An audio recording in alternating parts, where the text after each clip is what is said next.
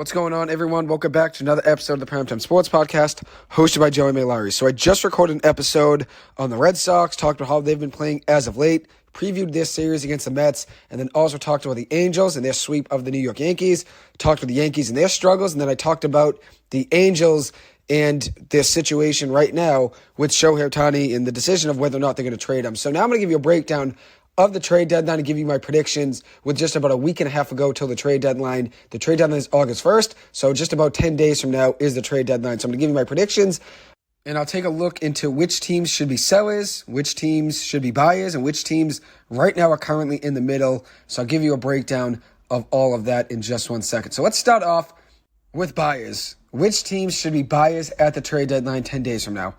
Well, it's pretty easy. If you look at the start of the standings in the National League, in the American League, look at the teams that are in the playoffs right now. All of those teams typically end up being buyers at the trade deadline. Whether or not they want to mortgage their entire farm system in future to try to make a run, that might not be the case for every team. But every team's in the playoff race right now that holds a playoff spot. They'll all be somewhat buyers, if not big buyers, at the trade deadline. So if you look at it, Atlanta, Baltimore, Tampa Bay, Texas, the Los Angeles Dodgers, Milwaukee Brewers, Houston, San Francisco, Arizona, Toronto, Philadelphia, Miami, and Cincinnati. All of those teams should be buyers. So now, of those teams that I listed that should be buyers at the trade deadline, there were a few that really stand out to me that have a legitimate chance of winning the World Series and making a run. And we'll start off with Atlanta. Obviously the favorite right now, a team that's definitely going to make a deep run in the postseason. They're going to be one of the biggest buyers in the trade market. They're not going to ever trade major league pieces and not get value back on their current roster. They're going to trade pieces in their farm system to add to their current roster. They're not going to trade any guys on their major league roster. They're going for it all right now to win a World Series. Baltimore, a team that nobody really expected to be this good this year. I thought they'd make a step up, maybe not be as good as they are right now. I thought they'd take a step up, and I thought maybe next season, the year after that, would be when they really hit their stride. But this is a team that legitimately can make a run in the AL. Baltimore can make a run in the American League. And imagine this team, once they start spending money in free agency, with all the top prospects they have, and if they start spending money, I mean, they're just going to be unstoppable. They have the number one prospect in the game of baseball right now in Jackson Holliday. He'll probably be up next season. He's in Double-A right now. And then they have 7 other top 100 prospects.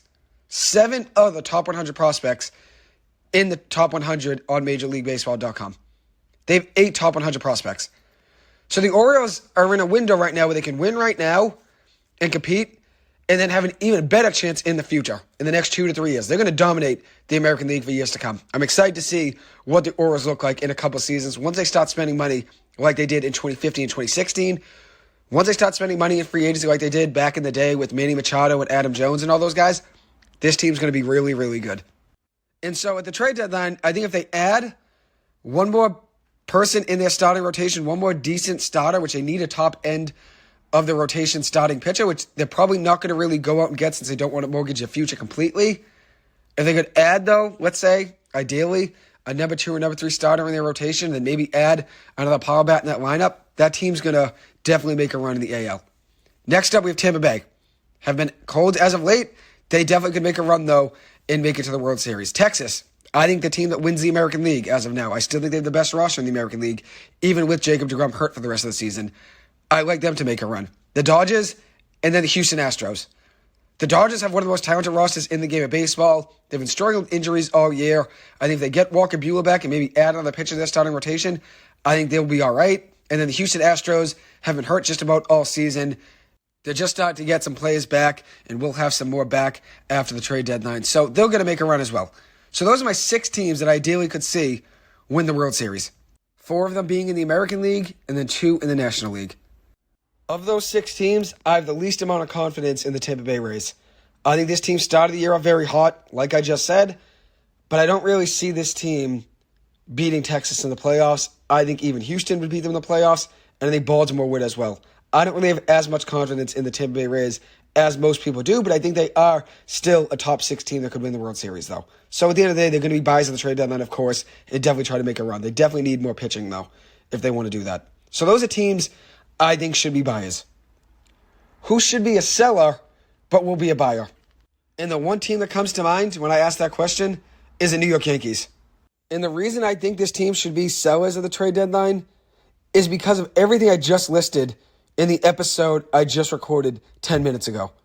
The Yankees starting lineup without Aaron Judge is putrid. They've been struggling all season without him.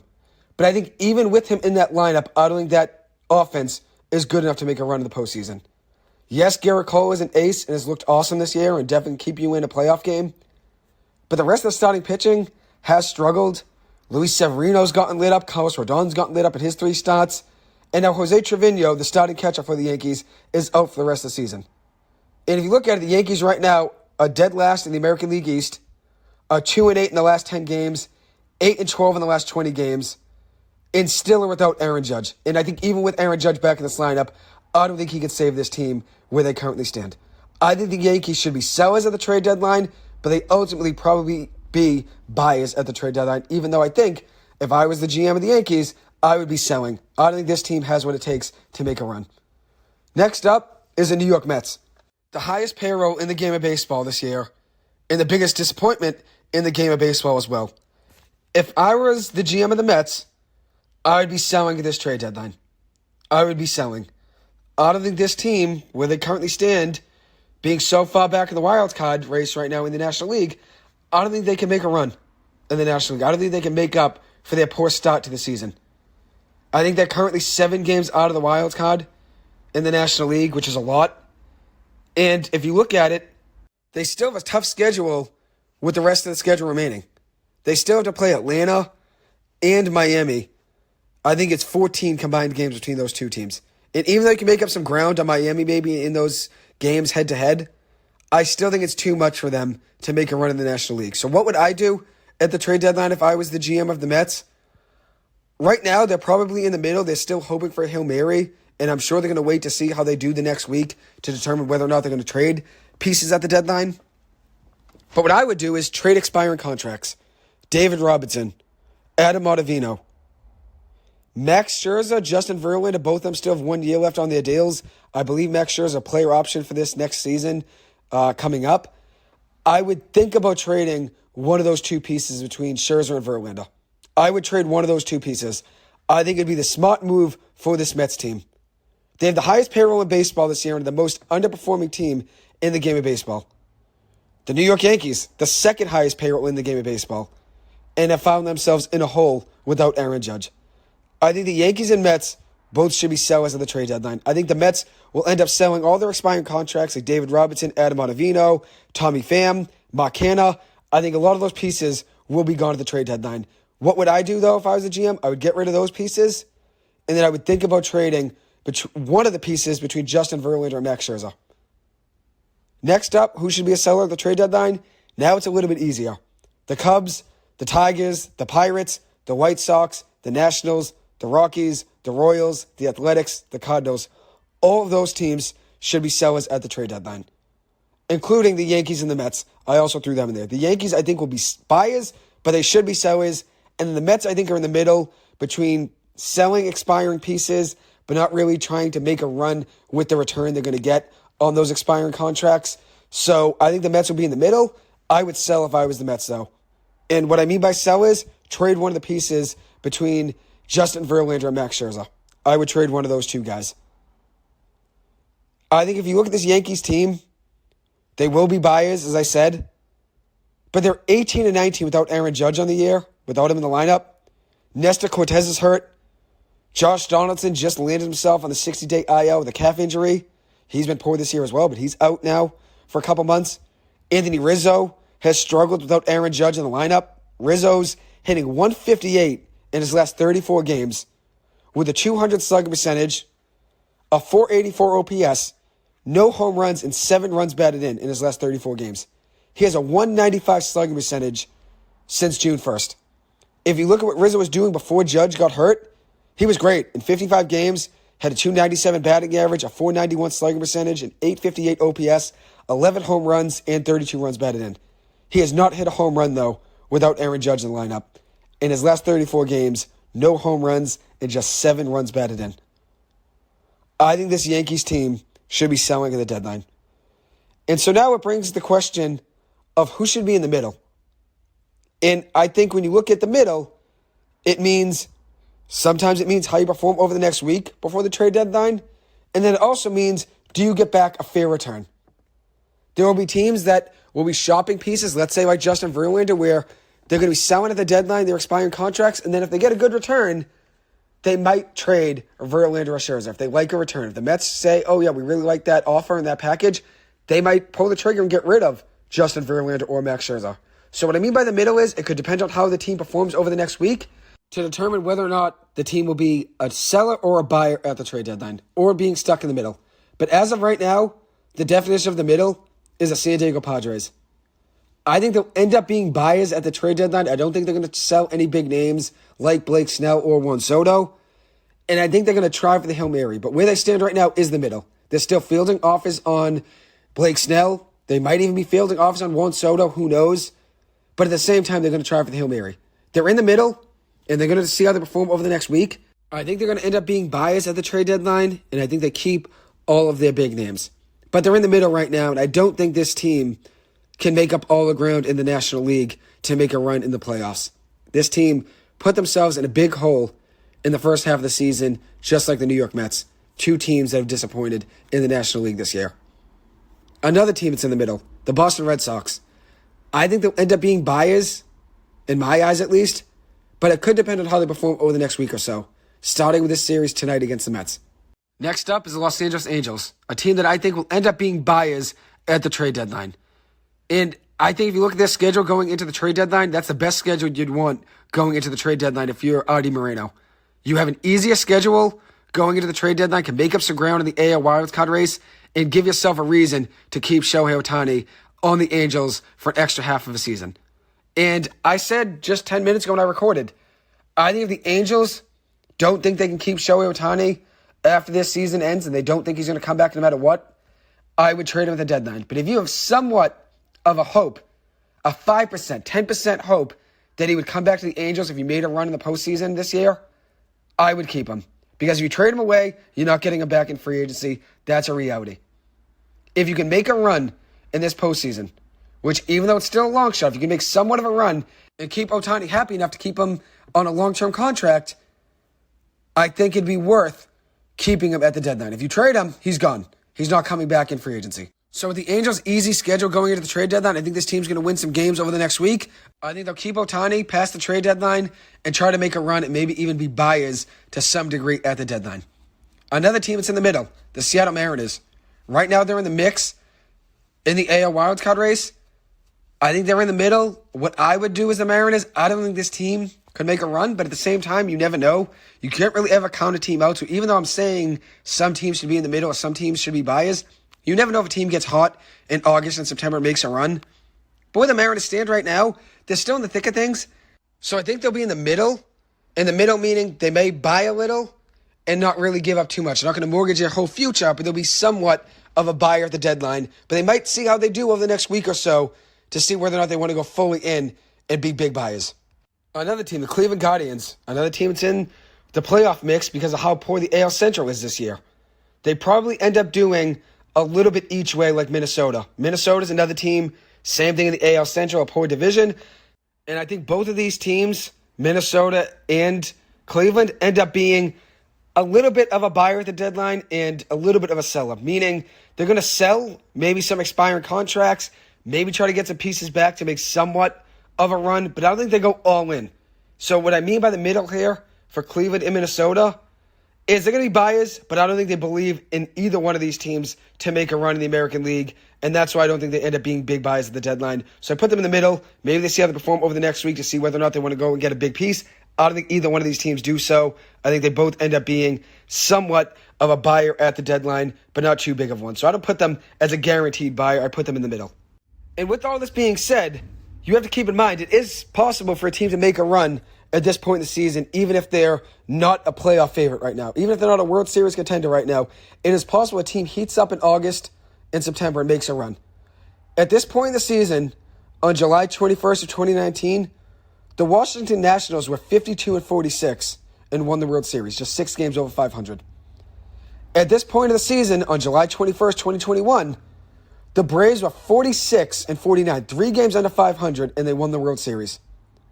At this point of the season, On July 21st, 2022, so just a year ago from today, the Philadelphia Phillies are 49-43, 6 games over 500, and won the National League pennant. And as of today, on July 21st, 2023, the Boston Red Sox are 51-46, 5 games over 500. The New York Mets are 45-51, 6 games under 500. The Angels are 49-48, 1 game over 500. The New York Yankees are 50-47, 3 games over 500. And the San Diego Padres are 46-51, 5 games under 500. So the point I'm making with this stat there, where I broke down where every single team stood over the last few years that made a run that no one really expected, is that any of these teams that I've named could potentially go and make a run in the postseason. The Red Sox, the Mets, the Angels, the Yankees, the Padres, they all may be long shots right now, but they all could go and make a run. I think as of right now, I think the Mets and Yankees should be sellers. I think the Red Sox and Angels should be buyers. The reason I think the Red Sox should be buyers at the trade deadline is because Garrett Whitlock will be back at some point. Tanner Houck, Chris Sale, Trevor Story, John Schreiber will all be back for the Red Sox. And I know that's a lazy narrative to wait for injured players to come back healthy. But the reality of the situation is, with that team coming back, they're very capable of winning a series or two in the American League if they make the playoffs. Chris Sale looked like the ace he was in his first few years with the Red Sox and his whole career with the White Sox early in this season. He looked like the Chris Sale of old. Trevor Story has the capability of coming in and making this Red Sox lineup even better. And definitely better defensively at shortstop than Kike Hernandez was all year. Credit to Yu Chang, though, he's been very good defensively. John Schreiber would help the bullpen. Garrett Whitlock, Tanner Houck would help the rotation. The Red Sox only have 3 starting pitchers right now. Cutter Crawford, James Paxton, and Brian Bayo. Whitlock, Houck, and Sale would be huge for this Red Sox rotation.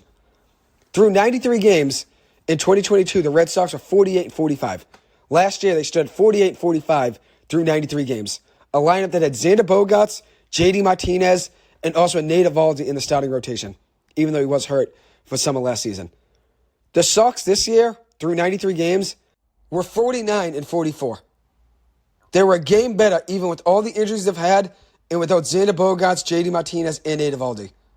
Last year, they should have sold at the trade deadline, and I wanted them to sell at the trade deadline. They didn't really do so. They were in the middle, buying some expiring contracts like Tommy Pham and choosing not to sell Nate Eovaldi, Xander Bogaerts, or J.D. Martinez. They traded Jake Diekman, also traded Christian Vasquez, and they got Tommy Pham. They got Eric Hosmer as well from San Diego. So they did a little bit of buying and a little bit of selling at the deadline. Selling Jake Diekman, getting back Reese McGuire, getting rid of Christian Vasquez. He was an expiring contract. They did a little bit of buying and selling, but they should have ultimately traded Xander Bogaerts, J.D. Martinez, and Nate Eovaldi. But this team, right now where they stand, I think with all the injured players coming back, and maybe they add another piece or two at the deadline, whether or not it's big, I think the injured players coming back should definitely make a difference. And I know that's a lazy narrative people don't want to hear, but the reality is, Chris Sale looked great before he got hurt. Trevor Story coming back would make this Red Sox lineup even better. Garrett Whitlock, Tanner Houck could definitely strengthen the rotation. At least you don't have an opener 2 games a week. And John Schreiber was great last year for the Red Sox, for the most part in relief. So I want this Red Sox team to buy at the deadline. Why not go and try? But with that being said, I don't want the Red Sox to sell their future and get rid of, let's say, Marcelo Meyer, or trade a piece like Jarren Duran, Tristan Casas, Cutter Crawford. I don't want them to really trade any of their young pieces, like Tanner Houck, even for an example. I don't want them to go all in like that and trade pieces like Nick York or Marcelo Meyer, but I want them to buy a little bit at the deadline. Maybe sell some of the lower prospects, middle prospects, get back a 4th starter for the rotation, get back a bullpen piece, maybe get back another infielder as well. I want them to do moves like that. Improve the roster, but not too much where you're mortgaging your whole future. Because I think with the pieces coming back, like Trevor Story, John Schreiber, Chris Sale, Tanner Houck, Garrett Whitlock, I think they're all going to make a difference and a big adds after the deadline's over. So now I'm going to move into my final segment, which is the main segment of the episode. And I'm going to play a game called Red Light, Yellow Light, Green Light. Red light means I don't think this player will be traded. Yellow means it could be a wait and see how the team performs over the next week. Or it could mean if an offer is undeniable, a team could potentially shop that player. Green means I think the team should trade the player or he will likely be traded. So let's start off with all of the top players available. And I'm going to give you a rundown of some fielders, and then I'll give you pitchers as well at the end. So red light means they won't be traded in my eyes. Yellow means it could be a wait and see how the team performs over the next week before the trade deadline. It could also mean a team's going to wait and see if there's an undeniable offer where they'll say, we're not shopping the guy, but if we get back an offer we like in return for, let's say, Shane Bieber, we'll move him. And green means the player will likely be traded at the deadline. So let's start off with the first player, and that's Tim Anderson, shortstop for the Chicago White Sox. A down year for Tim Anderson. He's a typical 300 hitter every single year. Very good shortstop as well, hitting just .231 on the year with no home runs and a .540 OPS. Each of the last 4 seasons, though, heading into this one, he was a 300 hitter. He's very capable of that. Just struggled in the first half of the season this year. A 2-time All-Star with an expiring deal. I think he has moved at the deadline. I think he could potentially be packaged with Lucas Giolito on a deal to the Dodgers. So there's my prediction. I think he is traded. I'm going to give Tim Anderson a green light. Nolan Arenado, third baseman for the St. Louis Cardinals, red light. I don't think the Cardinals will move him. I think they end up holding on to him. Arenado has been terrific on the year. 21 home runs, .288 batting average, 72 runs batted in, an .866 OPS, an 8-time All-Star, a 5-time Silver Slugger, a 10-time Gold Glove. I don't think he's dealt at the deadline. The earliest he can be a free agent is in 2028. I don't think the Cardinals move him. I think they hold on to him. And some of these stats I'm going to list, some of these I wrote down yesterday, and some of them I got down today. So some of them might be just a day off since I did some of these yesterday, and then some I did just before this episode. Paul Goldschmidt, first baseman, St. Louis Cardinals. I think he's another player that the Cardinals will hold on to. So red light on Goldschmidt. 2022 NL MVP, still has 1 more year left of control. He's got 16 home runs on the year, a .284 batting average with a 49 RBI total and an .843 OPS. I think he will stay in St. Louis. Cody Bellinger, outfielder, Chicago Cubs, green light. I think he has moved at the deadline. 12 home runs, a .311 batting average, 35 runs batted in, 12 stolen bases, and .894 OPS. What a great recovery season on a 1-year deal for Cody Bellinger. The former MVP was struggling over the last 3 years with the Dodgers, signs a 1-year deal in the offseason with the Cubs, and revives his career. Very happy for him. He's on an expiring deal. I think he'll be traded at the deadline. And for where I think Bellinger is going to end up, I was stuck between 2 teams, Milwaukee and San Francisco. I ended up picking San Francisco as the destination for Cody Bellinger. I think San Francisco right now, they're on the border of making the playoffs or missing it. But I think this team's a lot better than what their record shows right now, even though they've been struggling to score some runs as of late. I think this team could make a postseason run. They have 2 very good starting pitchers in Alex Cobb and then Logan Webb. And then they also have a decent bullpen as well that's been performing well over the last few months, even though they struggled earlier in the season. I believe they have been doing better as of late. They do need to add power to that lineup, though. No one really is that great of a power hitter in that lineup, so I think if you add Cody Bellinger, it definitely helps. I think San Francisco is going to be aggressive at the trade deadline. That's why I have them landing Cody Bellinger. I was close to saying Milwaukee. Milwaukee does need to add offense to their lineup. They're currently 26th as a team in team OPS, with the .687 team OPS on the year. So they need to add offense, but I have San Francisco ultimately landing Cody Bellinger at the trade deadline. So next up is Dylan Carlson, an outfielder for the St. Louis Cardinals, and he's under contract for another 3 seasons. He's not a free agent until 2027, so I doubt St. Louis would move him. On the season, he has 5 home runs, a .236 batting average, 21 runs batted in, a .710 OPS. I'm going to go yellow light here for Dylan Carlson. I think they end up holding on to him since he has 3 years left on his deal. But maybe if they get a deal that they're stunned by and they can't deny, maybe they end up moving him. Even though he has struggled on the year, there still is 3 years left on his contract. So I think they'll hold on to him unless the right deal does appear. Next up is another St. Louis Cardinal. That is shortstop Paul DeJong. He's on an expiring deal. 12 home runs, a .238 batting average, 30 runs batted in, and a .731 OPS on the year for DeJong. He hit .197 and .157 each of the last 2 seasons. He has been better this year at the plate, hitting .238 for batting average. The Dodgers will land a shortstop at the trade deadline.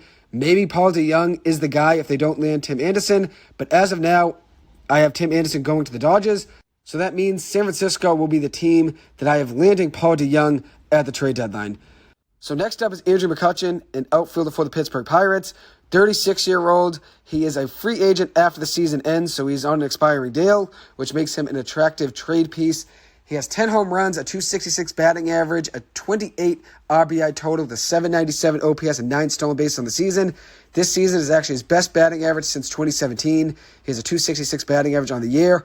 He hit 27 home runs just 2 years ago in 2021, so he still has ability and some pop in his bat. I have the Philadelphia Phillies trading for him at the deadline. He was a Philly just a few years ago, and I have them landing him yet again at the trade deadline.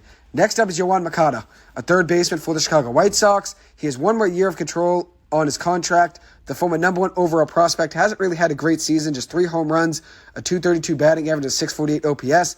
Maybe Tampa Bay is the team that trades from if he is traded at the deadline. They are looking for more middle infielders there. And Moncada did play a lot of second base and shortstop in his career. He's the third base for the most part this season, but he can't play second base. So Tampa Bay would be an attractive destination for him if they were to trade for him.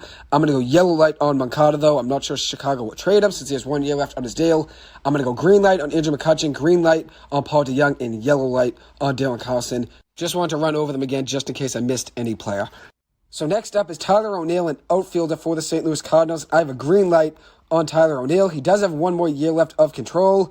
He has been a longtime Cardinal since 2017, just like Paul DeYoung. I think the Cardinals could be like the Cubs from a few years ago, where they split up all of their core pieces and just start trading pieces left and right that are on expiring deals. I think they'll end up keeping Arenado and Goldschmidt, but I do think Tyler O'Neill will be moved at the deadline. Like I said with the Cubs, a few years ago, they traded Chris Bryant, Anthony Rizzo, and Javi Baez at the trade deadline and really just split up their entire core. I think the St. Louis Cardinals are going to be a fire sale just like that, but I do think they do hold on to their 2 big pieces there in Arenado and Goldschmidt. So it's not the exact same as Chicago trading those big 3 pieces, but they did trade a lot of longtime pieces there at the trade deadline a few years ago, and I think St. Louis is going to do a similar thing here, trading DeYoung and O'Neill, guys that have been there since 2017. O'Neill on the year has 2 home runs, a .228 batting average, and a .620 OPS. He did hit 34 home runs in 2021, so he does have some power, even though he has had a down year in home runs with just 2 on the year. I think he's going to be traded at the deadline. I have a green light here on Tyler O'Neill, and I have him being traded to the Milwaukee Brewers at the trade deadline. So next up is Salvador Perez, longtime catcher for the Kansas City Royals. I have a yellow light on Salvador Perez. He still is signed through 2025 with the 2026 team option. Also has a no-trade clause as well. He has 15 home runs on the year with a .255 batting average, a 40 RBI total, and a .738 OPS. A longtime Royal since 2011 would really shake up the franchise if they were to deal him, but I think they could shop him and maybe see if they got the right return back that they'd trade him. Ultimately, I think he ends up staying in Kansas City, but with the right return, maybe he is traded, so I have a yellow light on Perez. Next up is Brent Rooker, a first baseman and outfielder for the Oakland Athletics. He still has 4 more years of control in his contract, so I'm going to go red light here on Brent Rooker. I do not think he's going to be moved. He has 16 home runs on the year, a .239 batting average, 44 runs batted in, and an .800 OPS. He was selected off waivers in November from Kansas City. Kansas City cut him, threw him on the waiver wire, and then he's picked up by Oakland on waivers. He has been great in Oakland, was an all-star this year for them, their only all-star selection, and a first-time all-star selection for a rookie. He had a great season there so far in Oakland. I do think he ends up staying in Oakland. I have a red light on him. Next up is Randal Grichuk, an outfielder for the Colorado Rockies. I have a green light on Grichuk. He is a free agent at the end of the season, has a .300 batting average on the year with 5 home runs, 22 runs batted in, and an .837 OPS. He hit 19 home runs last year, so he still has some pop in his bat. He's 31 years old, turning 32. I have him being traded at the deadline. I have him going to the New York Yankees, so I have a green light on Grichuk. Next up is Jock Peterson, an outfielder for the San Francisco Giants. He's a free agent at the end of the year, but San Francisco right now is 54-42. They're 1.5 games back of the Los Angeles Dodgers. I do not see them trading Jock Peterson, especially since this team could definitely make somewhat of a run. They do have to fix their offense, but I do think this team is capable, if they do have an aggressive trade deadline, of making a run in the NL. I have a red light on Jock Peterson. He has 8 home runs on the season, a .235 batting average, 32 runs batted in, and a .778 OPS. I think San Francisco is going to be aggressive at the deadline. I think they hold on to a lot of their core pieces to try to make a run this year. This team's been trying to make a run over the last few years in free agency, trying to get Carlos Correa, trying to get Aaron Judge. Ultimately, San Francisco does not get either of those players in free agency. I do think this team's going to be aggressive at the trade deadline, so I don't see them trading any of their current pieces on this roster. I need to keep Jock Peterson for the end of the season. As I said, they're only a game and a half back right now of the Los Angeles Dodgers. So I'm going to go red light on Jock Peterson. He hasn't had that great of a season, but I think they keep him through the end of the season. So next up is Yasmani Grandal, a catcher for the Chicago White Sox. I have a green light on Grandal. He's on an expiring deal, and I think Chicago is going to be a major fire sale at the deadline. Grandal has 5 20-plus home run seasons in his career. He has 7 home runs this year with a .250 batting average and a .697 OPS. He's a 2-time All-Star. I have him being traded at the deadline. I have him going to the New York Yankees. The Yankees are looking to add a catcher, especially with the Jose Trevino injury just being reported that he's out for the rest of the season. They need a catcher in that lineup. I have Grandal being traded to the Yankees. Next up is C.J. Cron, a first baseman for the Colorado Rockies. He's on an expiring deal as well. He has 10 home runs on the year, a .251 batting average, 29 runs batted in, and a .762 OPS. He hit 29 and 28 home runs in each of the last 2 full seasons heading into this year. He still has some power in his bat, has 10 home runs this year, not 29 to 28 like he had the last 2 years, but he can definitely get hot and be a streaky hitter and hit home runs. I have him being traded at the deadline. I have him going to the Milwaukee Brewers. I was close to saying San Diego, but I ended up going with Milwaukee. Next up is Elias Diaz, a catcher for the Colorado Rockies. He still has 1 more year of control in his contract.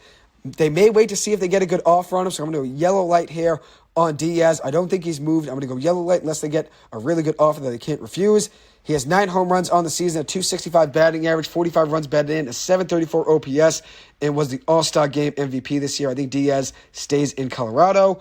Hunter Renfroe, an outfielder for the Los Angeles Angels. He's on an expiring deal, 15 home runs, a .244 batting average, and a .741 OPS on the year. I think his situation in Anaheim right now is a wait-and-see deal, and that's why I think he's going to be a yellow light at the trade deadline. I think the Angels will end up keeping him, but it's a wait-and-see how they perform over the next week or so to see whether or not they want to be a full fire sale at the deadline and trade Aaron Loop and maybe even consider trading Shohei Ohtani. We'll see what the Angels do. I'm going to go yellow light on Renfroe. It's a wait-and-see situation. I think he ends up staying in Anaheim, though, with how easy of a schedule they have going into the trade deadline. They're going to have some momentum going into the trade deadline, and then they are going to have a really tough month after the trade deadline's over with a lot of tough opponents, but I think this team is capable, and hopefully they have Mike Trout and Brandon Drury back in the lineup in the next month. Anthony Rendon is going to be out for some time as well. Hopefully he's back in an Angels uniform pretty soon, healthy, even though he's been a major disappointment in his career in Anaheim.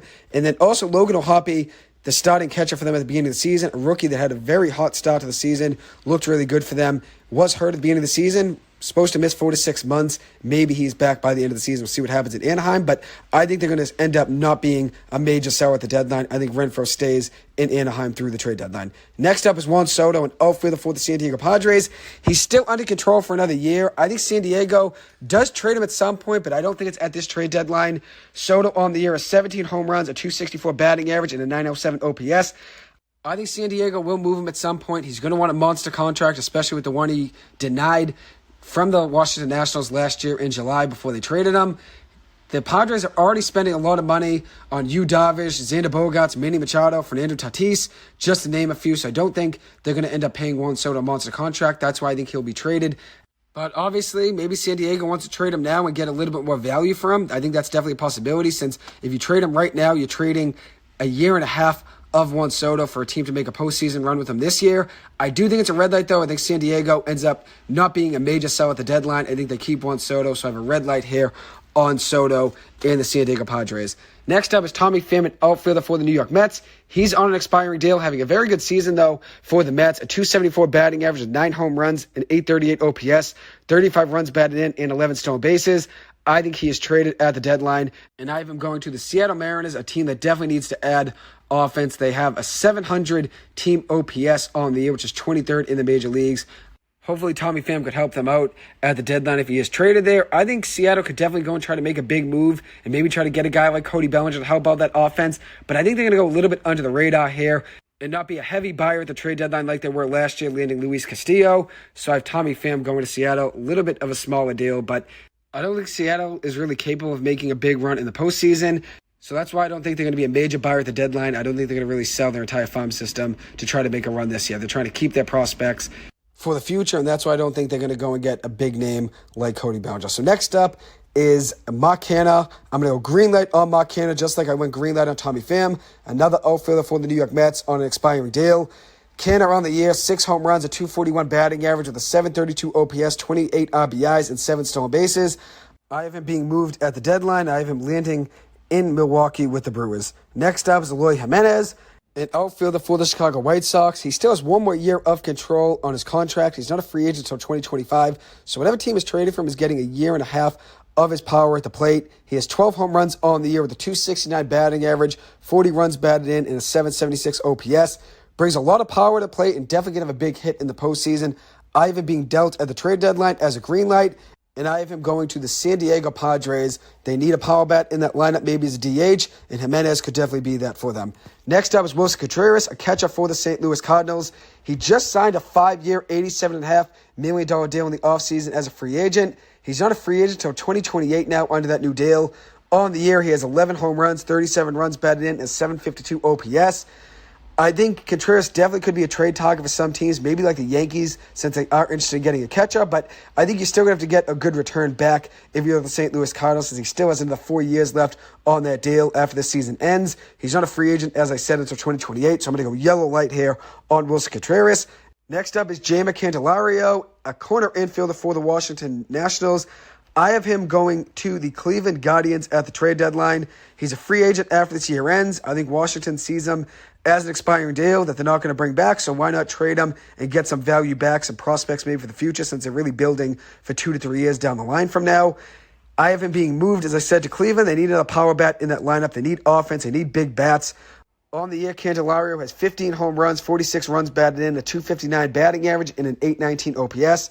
I have him moving to Cleveland at the deadline. As I said, Cleveland does need more offense in that lineup, and I think Washington is in full sell mode since they're trying to build for the future, so I have a green light there on Candelario. Next up is another Washington National, and I have Lane Thomas, an outfielder for them, as a yellow light. He's still under contract for another 2 seasons. He's not a free agent until 2026, so I don't think he's moved at the deadline. I think I'm going to go yellow light here on Lane Thomas. He has 15 home runs on the year, 51 runs batted in, a 290 batting average, and an 819 OPS. I think he ends up staying with Washington. Next up is Tommy Edman, a second baseman, shortstop, and center fielder for the St. Louis Cardinals. He still has 2 more years of control left on his deal. And even though he is hurt right now, he still is a big trade commodity on the market. He's hitting .237 on the year with 7 home runs and a .693 OPS. If he is moved at the deadline, which I'm not really too sure if it's going to happen or not, maybe Tampa Bay is the team that goes and gets him. I know I said Yoán Moncada was a yellow light for the Chicago White Sox, and he was a piece that I thought Tampa Bay could go and get at the deadline to help them at second base. I think Edman would be a better fit there, so I have Edman going to Tampa Bay if he is ultimately moved at the deadline, but it is a yellow light. Since he still has 2 years left on his deal, I'm sure St. Louis is going to want a good return back. He's a good player that can play multiple positions, very versatile defender as well, so they're going to want a good return back. I'm going to go yellow light on Edman, yellow light on Lane Thomas. So there's a summary there of all of the big hitters that I think could be traded at the deadline. Obviously, there's going to be more guys that are moved, but this is just a list of guys that are being shopped right now, and there are heavy rumors around, so I'm going to give you a whole breakdown of the pitches now. I'm going to get into the pitches just like I did with the batters. Same thing, red light, yellow light, green light. We're going to start off with Shane Bieber. I have a yellow light on Shane Bieber, a right-handed pitcher for the Cleveland Guardians. He still has 1 more year of control left on his current deal. He has a 5-6 record on the year with a 3.77 ERA, 95 strikeouts, and 117 innings pitched. He was the 2020 Cy Young winner in the American League. He hasn't really been the exact same pitcher, though. He has been struggling with injuries over the last few years. I still think Cleveland will end up holding on to him, but they could maybe trade him if they get the right return back. But I have a yellow light on Bieber. I think he stays as a Guardian. Next up is Jack Flaherty, a right-handed pitcher for the St. Louis Cardinals. I think St. Louis is going to be a complete fire sale, as I said. Flaherty is a free agent after this year ends, so he is likely to be moved. He has a 7-5 record on the year with a 4.29 ERA with 96 strikeouts and 98 2/3 innings pitched. He has been healthier this year than he has in most of the last few seasons. He's been struggling with injuries over the last couple years. I think he is traded at the deadline. I have him going to the Toronto Blue Jays. Next up, Dylan Cease, right-handed pitcher for the Chicago White Sox. I have a red light here on Dylan Cease. I don't think he's moved. He still has 2 more years of control there for the Chicago White Sox. I don't think they're really going to want to trade him unless they got a crazy return back. I don't think they end up moving him. He has a 4-3 record on the year with a 4.18 ERA in 129 strikeouts and 107.2 innings pitched. I think he ends up staying in Chicago, so I'm going to go red light on Dylan Cease. He is a big name on the market right now. I know a lot of teams are interested in him and reaching out. I think he'd be a great fit for the Orioles. I know they want a top-end starter, but I don't think he's going to be traded. I think Chicago would want too much back in return. I think Baltimore, even though they are going to try to shop at the deadline, I think they're going to buy, but maybe not be a heavy buy and go trade for Dylan Cease. I don't think they want to give up their prospects they have for the future, so I think they end up waiting for free agency to get a big top end of the rotation starter. Maybe they get a guy that's like a 2-starter that they make their number 1 in their rotation. We'll see what happens here in Baltimore, but I think Cease will look pretty good in an Orioles uniform, but I do not think he is moved. As I said, I'm going to go red light on Dylan Cease. Next up is another red light, and that's Alex Cobb, a right-handed pitcher for the San Francisco Giants. He is on an expiring deal, but with San Francisco just a game and a half back of the Dodgers, I don't think it's really worth trading for them, a big piece of their rotation. Cobb was an all-star this year. He's been very good for San Francisco the last couple seasons. He has a 6-2 record this season with a 2.82 ERA, 91 strikeouts, and 95.2 innings pitched with a 1.317 whip. I don't think he has moved. I think he ends up staying in San Francisco. Maybe they get him a contract extension after the year ends. Next up is Blake Snell, another red light here, a left-handed pitcher for the San Diego Padres. He has a 6-8 record on the year with a 2.67 ERA and 143 strikeouts and 108 innings pitched. I'm going to go red light on Blake Snell, even though he is a big trade rumor right now in the market that he could ultimately be dealt, just like Josh Hader or maybe Juan Soto. I don't think San Diego is going to trade any of those three pieces. I'm going to go red light on Blake Snell. In his last 11 starts, he has a .71 ERA with a 167 batting average against him, a 5-2 record in those 11 starts with 95 strikeouts and 63 innings pitched, to go along with just 5 earned runs in his last 63 innings in those 11 starts. I don't think he has moved. I think San Diego is going to try to keep their pieces and maybe try to make a big Hail Mary postseason run here. They did just take 2 of 3 against Toronto, so we'll see if that is a start of a run for them to turn things around. Next up is Lucas Giolito, a right-handed pitcher for the Chicago White Sox. That's a green light on Giolito. He's a free agent after the year ends. All signs point to him being moved. He's a 6-6 record with a 3.96 ERA on the year with 122 strikeouts and 116 innings pitched. He just had a really bad outing against the Mets, giving up 8 runs in 3.2 innings pitched. I do think he's traded at the deadline, though, and I have the Los Angeles Dodgers getting another pitcher in the rotation and getting him at the deadline. I think it could be a package deal of Tim Anderson and Lucas Giolito, just like the Dodgers did a couple seasons ago, landing Trey Turner, a star shortstop, and then landing Max Scherzer, a star ace, in a deal with the Washington Nationals at the trade deadline a couple years ago. I think they could do the same thing with Giolito and Tim Anderson.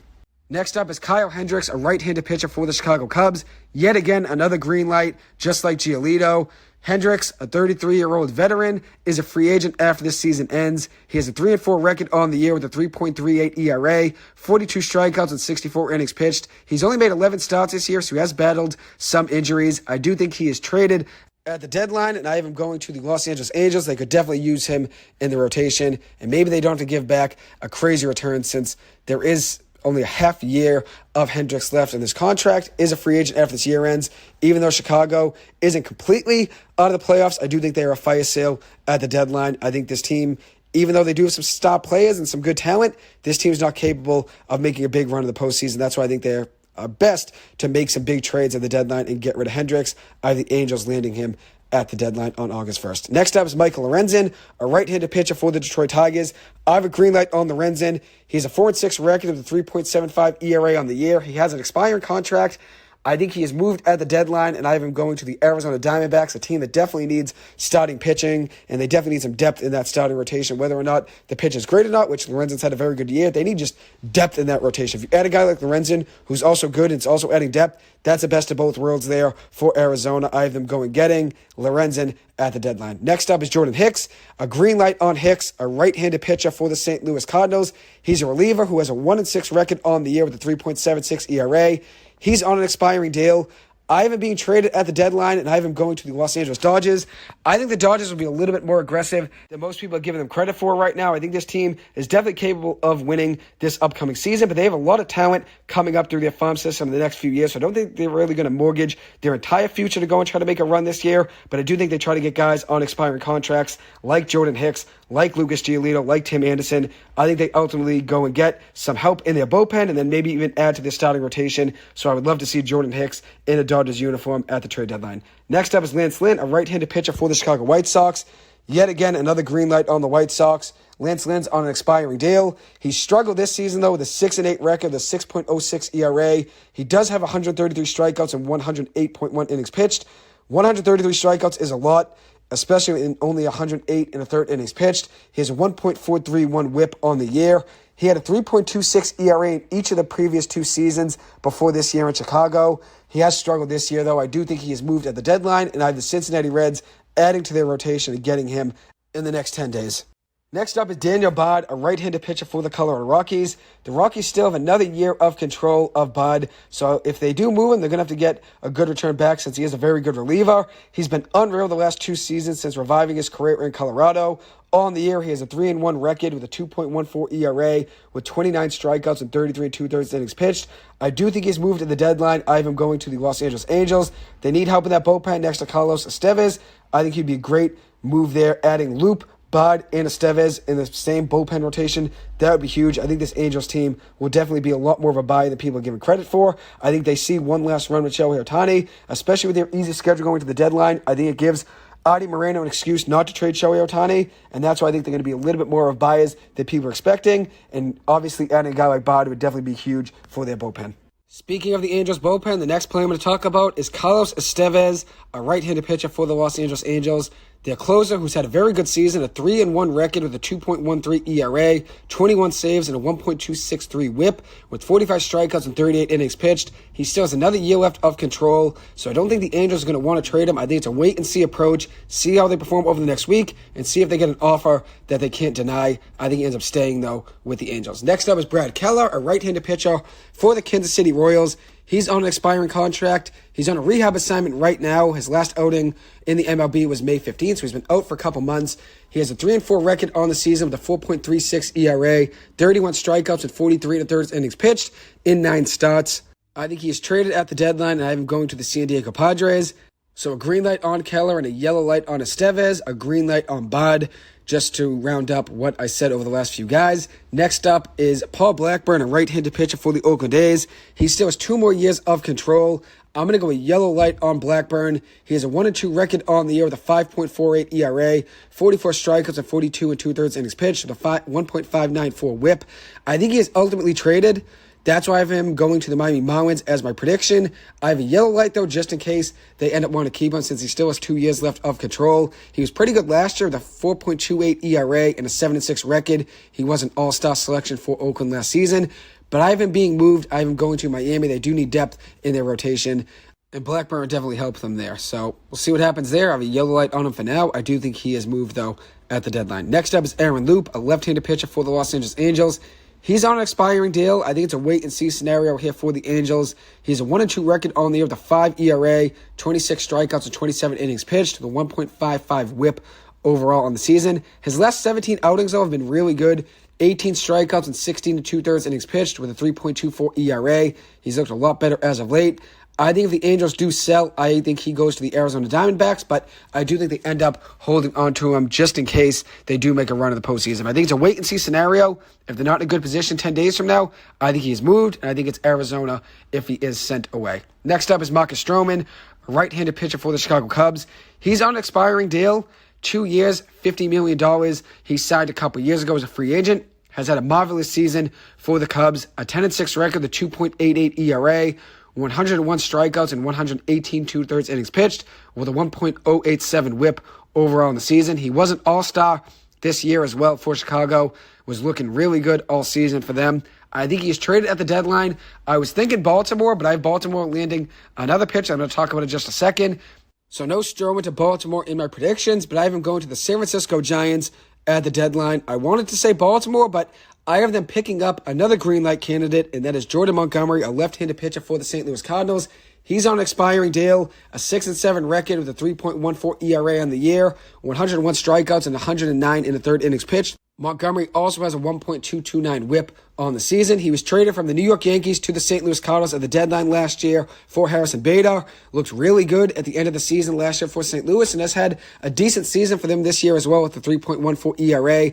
He definitely would help that Baltimore rotation, probably becomes their number 1 starter, even though he's probably number 2 or 3 in most rotations. Ends up being their number 1. He's had a very good season, though, and I would understand if Baltimore went and traded for him since they want to make a run this season. I think this team is very capable of making a run in the American League. Next up is James Paxton.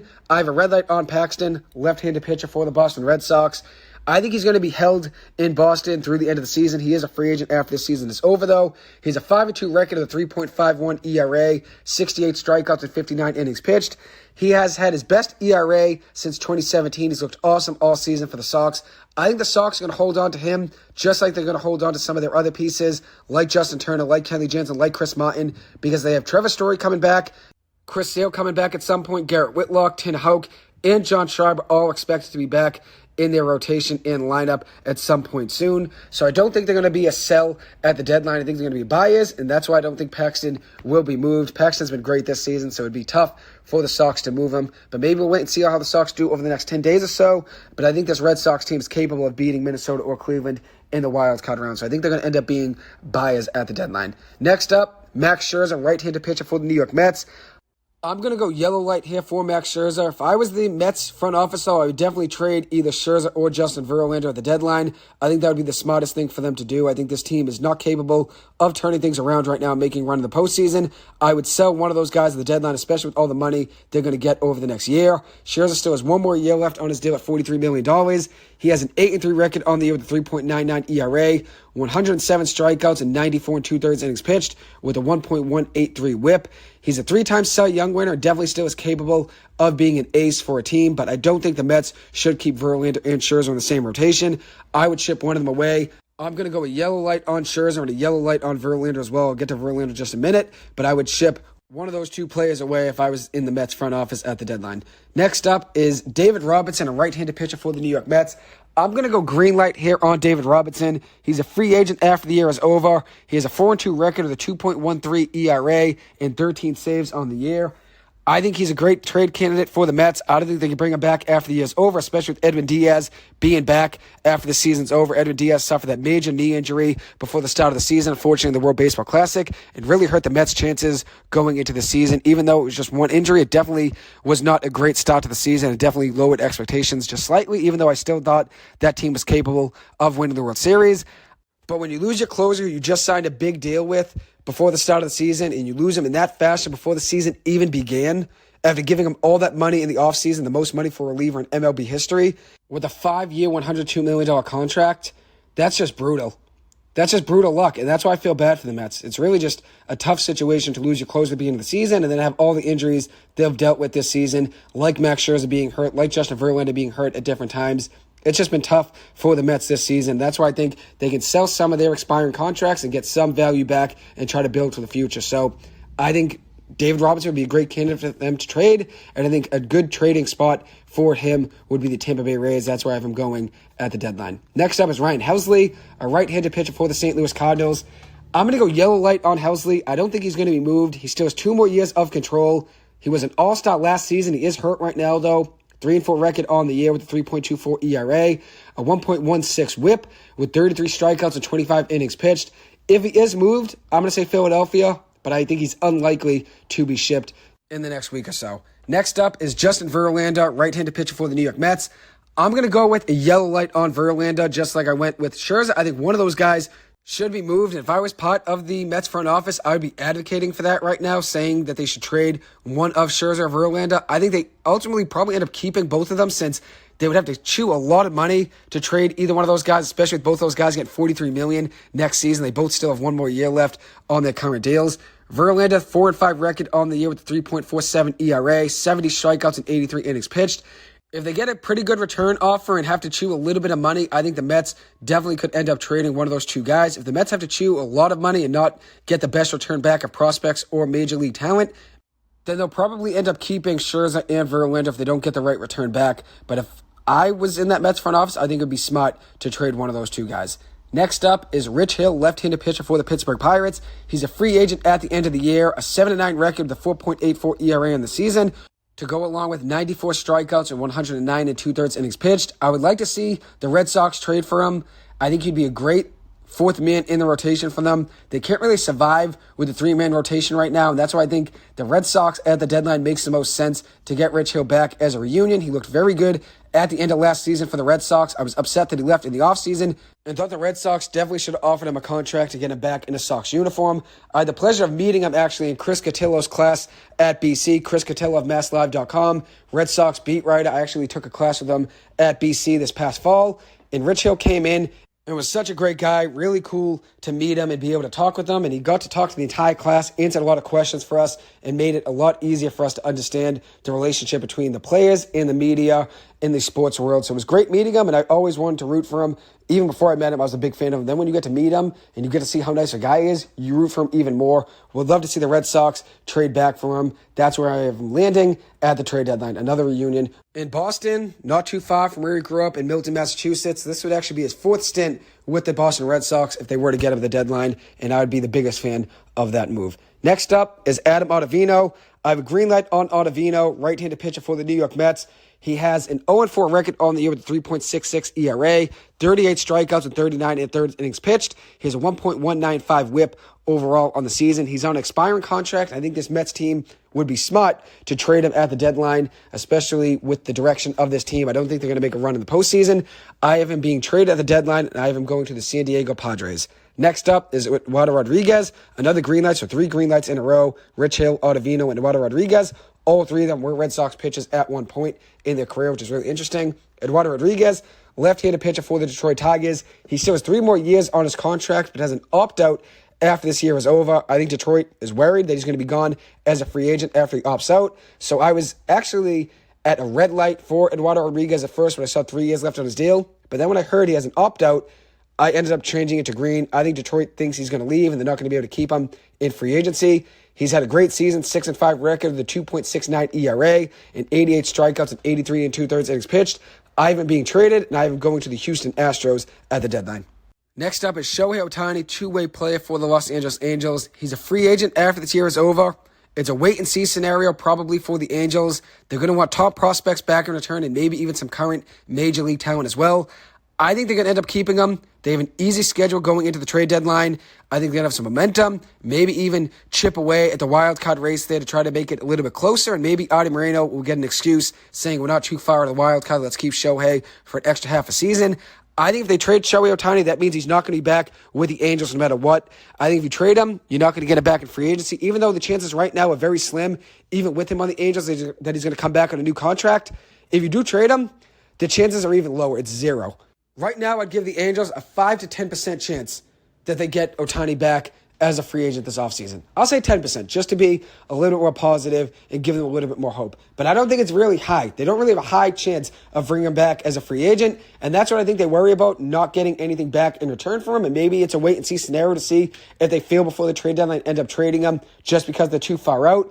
But I don't think this team wants to trade him. I think they want to make a run, and that's why I think they're going to end up keeping him and not moving him at the deadline. Ohtani's been electric this season, both ways, 35 home runs, a 306 batting average, 76 runs batted in, and also 11 stolen bases with a 1075 OPS.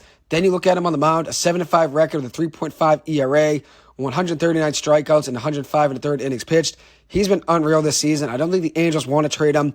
He's the modern-day Babe Ruth, and if you do trade him at the deadline, it does send a tough message to your fans saying, we kind of gave up on this season, and we're not going to get him back in free agency, even though you want to build for your future and end up making a smart decision, saying, okay, we traded him, knowing he wasn't going to come back, and we got a great return back. That would be the smart thing to do. That's why if I was in the Angels front office, I would say, offer him $650 million right now. If he declines it and says no, you know he's not going to come back as a free agent. Let's see how things play out before the trade deadline. If we're still 6 or 7 games out, it might be a smart decision to trade him and get back a great return of prospects. So we'll see what happens there with the Angels. I think it's a wait-and-see scenario, but I do think they end up keeping him since they have a slightly easy schedule going into the trade deadline. Then after that, a very, very challenging schedule. But at the end of the day, you want to make a run with Shohei and try to make a run with Trout and Ohtani in the same lineup. Trout will be back at some point. That's why I think they're going to really try to keep Ohtani.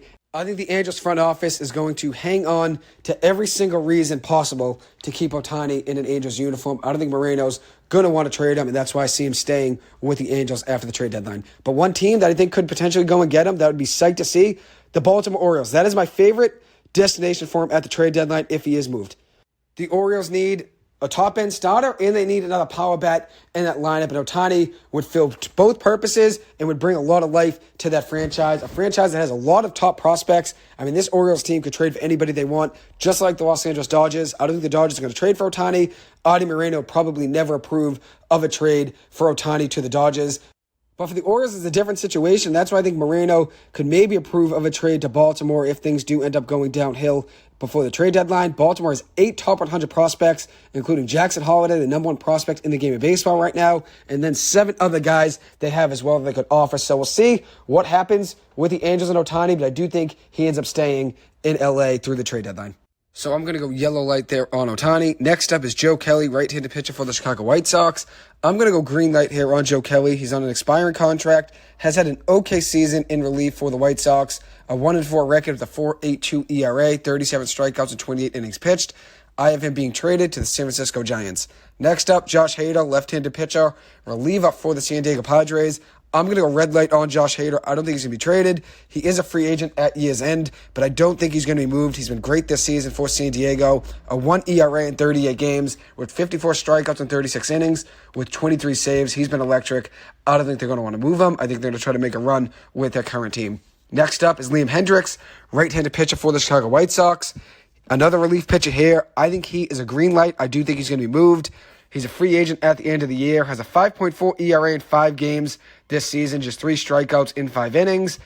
But Hendriks has one of the best stories in all of baseball over the last few years. He was a cancer survivor, made it back into the game, and is back on the mound, which is obviously a great story. He's given up just 1 earned run in his last 4 innings of relief.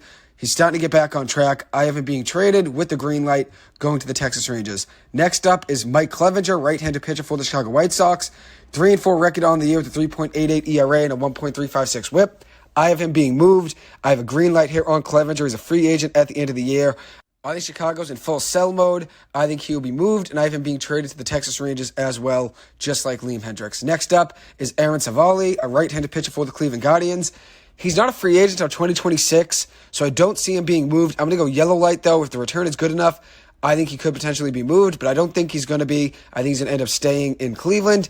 On the year, a 3-2 record with a 2.71 ERA and a 1.079 whip. Former Northeastern Husky has been doing pretty well in the majors over the last few years. Excited to see him continue to stay healthy, hopefully, and continue to do big things on the mound, because when he's healthy, he can be a number 2 or number 3 starter for any team in the league. He's been on at points for the last few seasons. Then he's had injuries that have really derailed him, but he's been really good when he has been fully healthy on the mound. Next up is Jose Cisnero, a right-handed pitcher for the Detroit Tigers. I'm going to go green light here. He has a 2-2 record on the year with a 3.25 ERA and 40 strikeouts and 36 innings pitched. A free agent at the end of the year. Detroit is in full sell mode, just like the Chicago White Sox. I think Cisnero will be moved. I have him going to the Philadelphia Phillies. Next up, Kendall Graveman, right-handed pitcher for the Chicago White Sox. Yet again, another Chicago White Sox player that I'm getting traded. Green light here on Graveman. 3-4 record on the year with 8 saves. He does have 3 blown saves. With 40 strikeouts and 41 innings pitched and a 3.07 ERA. He has 1 more year of control, but I think he is going to be moved. My trade destination for him is the Arizona Diamondbacks. Next up is Jose Quintana, left-handed pitcher for the New York Mets. He was hurt for most of the year, but just made his first start yesterday on the mound. 0-1 record with a 3.6 ERA now. 3 strikeouts, no walks, in 5 innings pitched against Chicago White Sox. He still has 1 more year left on his deal. I'm going to go yellow light here on Quintana, but I do think that there is a potential chance he's dealt. I'm going to say 65% chance he's moved, and I'm going to go with the Atlanta Braves as his destination if he is indeed moved.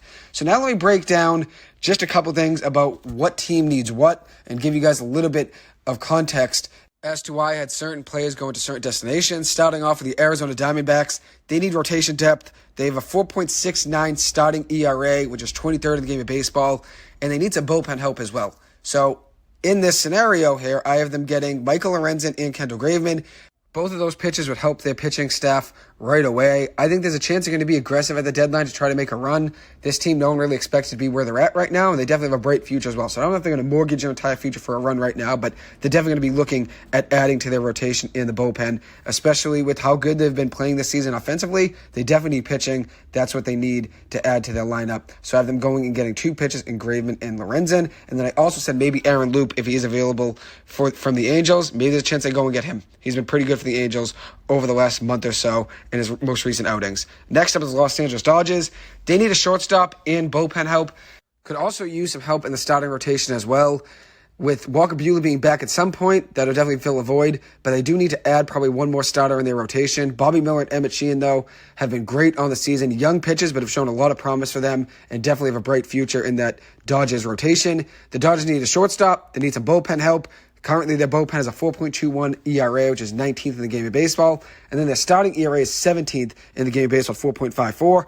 I think they're going to go and be aggressive at the deadline, maybe not be as aggressive as years past, but I do think they're going to go and try to get some pieces to try to make a run this year. And then obviously they're built in this offseason to go and get some big-name free agents like Shohei Ohtani. That's where I think he's going to end up. The Dodgers didn't really do much this past offseason. They actually lost a lot of pieces this past offseason, including Justin Turner, Cody Bellinger, Trey Turner, Chris Martin. They let a lot of pieces go over the last year. I think they're going to be aggressive in this year's free agency and go and get Shohei Ohtani. I don't think they're going to go and do it at the trade deadline, though, especially with Adi Moreno. I don't think he's going to want to trade Shohei Ohtani to the Los Angeles Dodgers. So here in my trade scenarios, I have the Dodgers picking up Lucas Giolito, Tim Anderson, and Jordan Hicks. I think if Hicks is moved, I think the Dodgers would be a great landing spot for him, and it'd be great in their bullpen. Next up is the Baltimore Orioles. They need a top of the rotation guy. They're 18th right now in starting ERA with a 4.57 starting ERA on the season. I have them adding Jordan Montgomery at the trade deadline, and then I also said Shohei Ohtani would be my best destination for Shohei. If he is traded, I think there is a good chance Baltimore will be at the top of the list there. I think he would be great there in that Baltimore lineup, and then also in their rotation to fill two needs in their rotation and in their lineup and add some power and strength to their hitting. Next up is the New York Yankees. They need a catcher and they also need a corner outfielder. I think this team should be sellers, but I think they're going to be buyers at the deadline. I have them adding Randall Grichuk and Yasmani Grandal. Next up is the San Francisco Giants. They need to add to the rotation, could use some bullpen help and maybe some help in the middle infield. They need some offense. A lot of people have Cody Bellinger going to the Yankees, the Houston Astros. I think the San Francisco Giants are going to be very aggressive. I have them adding Cody Bellinger to the deadline. I have them adding Paul DeYoung to help them in the middle of the infield. Then I have them adding Joe Kelly to help in their bullpen. And then Marcus Stroman, I have them also adding to help them in their starting rotation. That would be some big adds there. And this team's only a game and a half behind the Dodgers right now. So this team is still in the thick of things there in the NL West. Next up is the Texas Rangers. They need to add to their starting rotation and need another bullpen as well. I have them adding Liam Hendricks for their bullpen and then Mike Clevenger to help them in their starting rotation. I think they also could go for Justin Verlander or Max Scherzer. I would love to see one of those two guys on the Texas Rangers. I think this team is going to be aggressive. This team is very capable of winning the World Series this year. That's why I think they're going to be aggressive and try to land either Scherzer or Verlander. Definitely would help their rotation and would be a big add for them in their postseason run. Next up is the Houston Astros. They need starting rotation help, and I have them adding Eduardo Rodriguez. Next up is the Los Angeles Angels. They need another bat. They definitely need to help Shohei Ohtani in the starting rotation. Reed Detmers has been pretty solid on the year, and then Patrick Sandoval has only given up 2 earned runs in his last 2 starts with 12.1 innings of work in those 2 starts. So he's looked pretty good as of late. And then they also need some consistency from Griffin Canning. He's been pretty good, though, in the last few starts as well. I have them adding Kyle Hendricks at the deadline and Daniel Bard. I think this team is going to try to make a run with Shohei Ohtani and Mike Trout, with Mike Trout coming back from injury at some point soon, hopefully, and Brandon Drury as well. I think this team is going to go and be aggressive at the deadline and try to make a run with Ohtani on their roster, since they probably expect him to be gone after this year is over. And with them still in the thick of things there in the AL wildcard, I think it's tough to trade Ohtani when there's a chance they can make the playoffs. I know they have a tough schedule after the trade deadline's over, but at the end of the day, you still have to try. I think if you're the Angels, you have to try. If you want to keep Ohtani, then you have to at least try to make a run in the postseason and keep him happy enough to want to come back. If you trade him, he's not coming back no matter what. Even if chances are slim right now, they're even less if you were to move him. Next up is San Diego Padres. They need another starter. They need some bullpen help and maybe need a power bat as well at the DH spot. So I have them adding Adam Ottavino for their bullpen. I have them adding Brad Keller for their starting rotation. And then I have them adding Eloy Jimenez as a power bat for DH. Then the Philadelphia Phillies, they could use a corner outfielder that's a righty and then also another relief pitcher. I have them adding Andrew McCutchen, Jose Cisnero, and then Ryan Helsley if he is moved by the St. Louis Cardinals. I wouldn't be surprised if they go after a big name like, let's say, Max Scherzer or Justin Verlander. I don't think the Phillies would ever be able to get one of those two guys from the Mets, though, with them being in the same division. I don't think the Mets would ever want to help them. But if you look at it, Dombrowski's always in win-now mode, so I wouldn't be surprised if it goes after a big name to add to their rotation or in their starting lineup.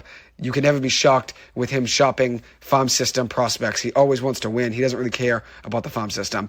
Next up is the Cincinnati Reds. They need another 2 starters. They have a 5.46 team ERA as a starting staff on the year, which is 28th in the game of baseball. I have them adding Lance Lynn at the deadline. Then the Milwaukee Brewers, they need a first baseman, definitely need some help at DH and in the outfield. They have a 26th ranked team OPS in the game of baseball with a 687 OPS. They need to add some power in that lineup, so I have them adding CJ Cron, Tyler O'Neill, and Mark Hanna all three of those guys would help at all three of those spots I just named: first base, DH, and outfield. Next up is the Seattle Mariners. They have a 700 team OPS, which is 23rd in the game of baseball. They need to add offense. I don't think they're going to be heavily aggressive at the deadline. I don't think this team is capable of making a deep postseason run. I have them adding Tommy Pham, though, at the deadline. Next up is the Atlanta Braves. They need another starter as of now. Max Fried should be back soon, though, so I have them going and trading with the New York Mets and getting Jose Quintana. The Miami Marlins, they need starting pitching help. I have them going and getting Paul Blackburn if he is moved by Oakland. The Boston Red Sox, they need another starter. They have a 4.79 starting ERA in the game of baseball, which is 26th right now ranked. They need another bullpen arm and need some health as well to guys like Chris Sale and Trevor Story. I think with those guys coming back in Whitlock, Houck, Story, Sale, I think that's going to be huge for their rotation and in their lineup as well, getting Trevor Story back. Then you also have John Schreiber coming back at some point very soon. I think this Red Sox team is capable of winning a series or two in the playoffs. I still think they make the playoffs. That's why I have them going and getting Rich Hill.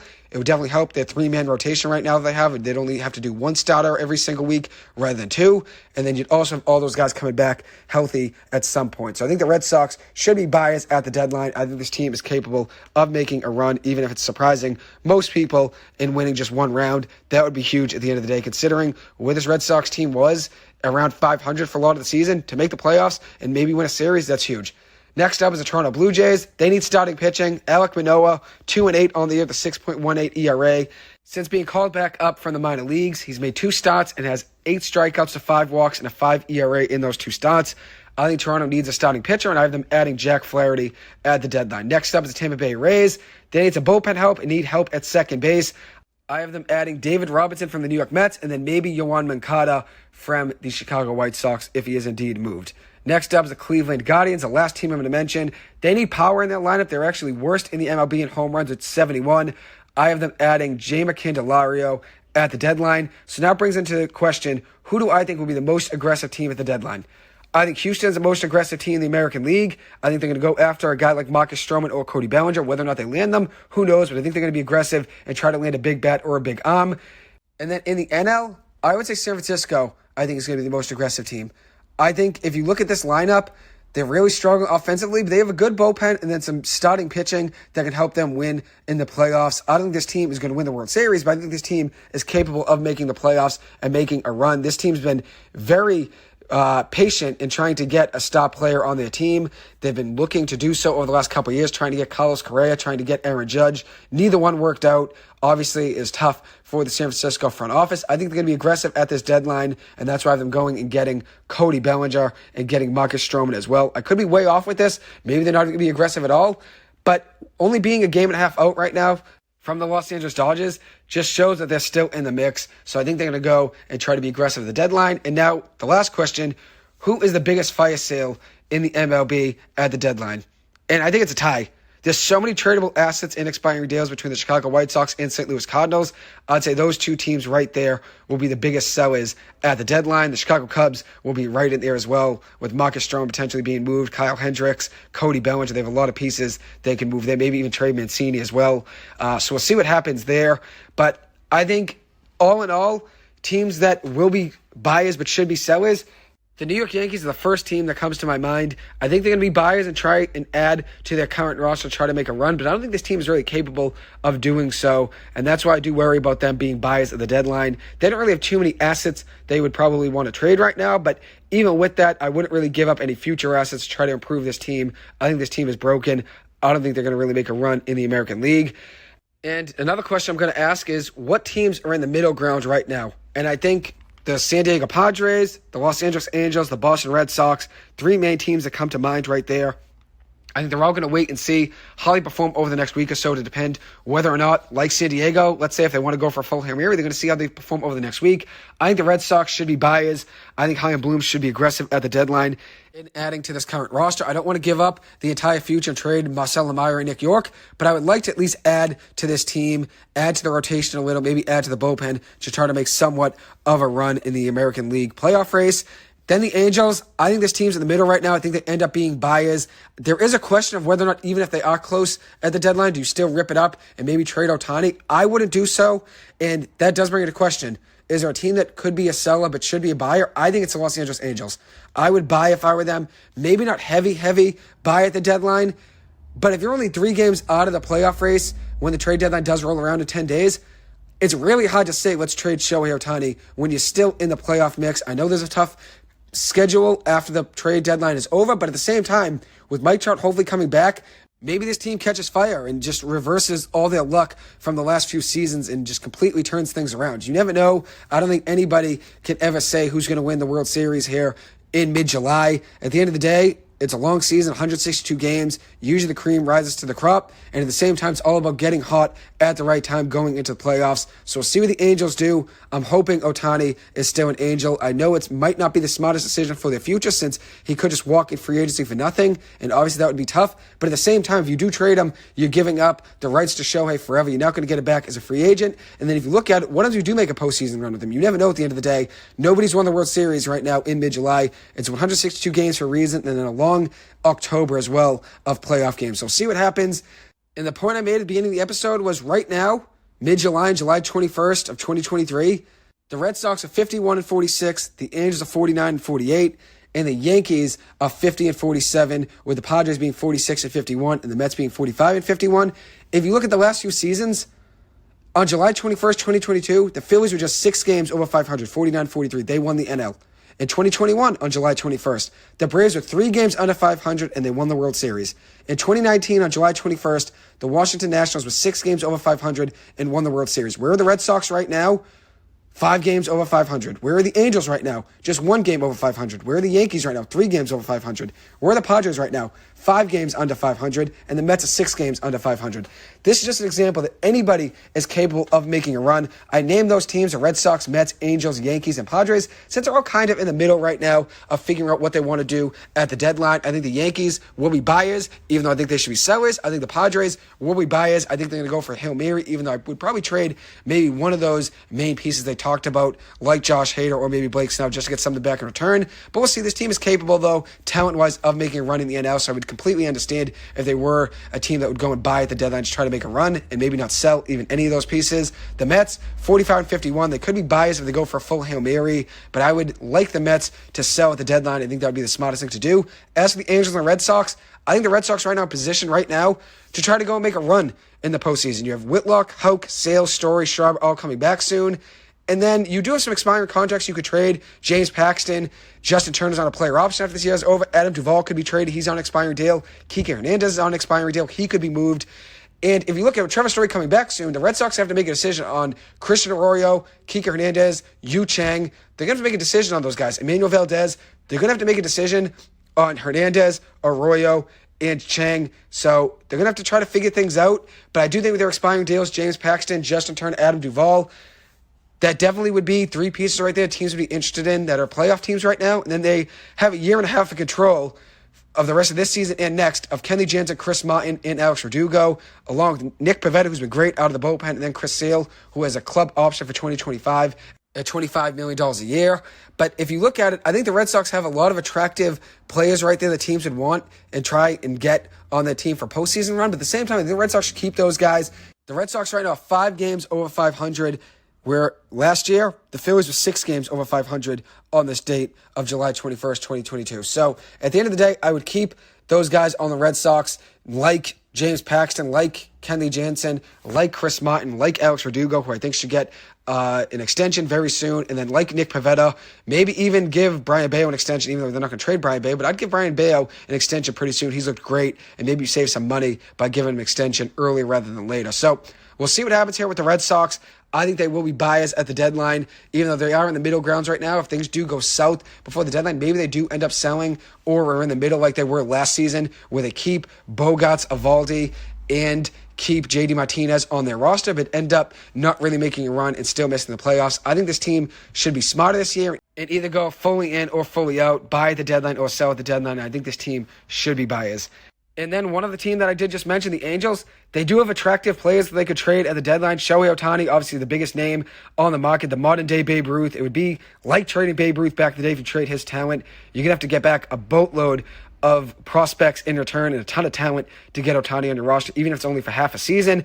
Hunter Renfroe's on an expiring deal. Carlos Estevez, I believe, has one more year left after this year's over. And then Matt Moore, who's been a great reliever for the Angels, a 1.44 ERA, a .8 whip with 21 strikeouts and 25 innings pitched. He could be an attractive trade piece as well if the Angels do end up making the decision to sell at the deadline. Right now, they're in the middle grounds, like the Red Sox, like the Padres, like the Mets.